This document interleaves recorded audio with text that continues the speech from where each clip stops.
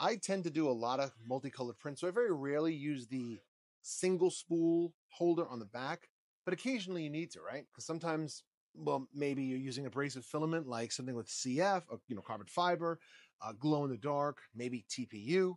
And to be honest with you, these machines are a little heavy. It's a pain in the butt to pull them out. So I very rarely print TPU because I don't want it to glow in the dark.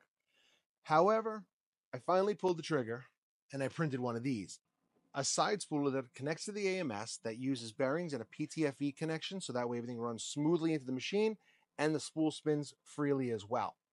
I did this again so that way I can easily get back there, because it sure as hell beats pulling the machine out and trying to figure out, blindly how the spool goes on there. So again, if you have an AMS and you have one of these machines, I'm telling you right now, this has been awesome. I already broke it. I printed it before I even installed it. I broke it, but 3D Glue to the rescue. It now works well. I printed another one for this machine, and I'm telling you, I'm sorry I didn't do this a long time ago.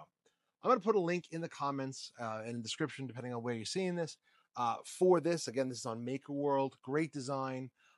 There are 1,000 gazillion out there that do the same thing. So find one that works for you. But I'm telling you, move this to the side. Bamboo, on your next machine, move this to the side. It's just working from the back is a pain. And you know what? It doesn't affect the poop chute, and I don't have to move machines, which is wonderful. So yeah, check it out.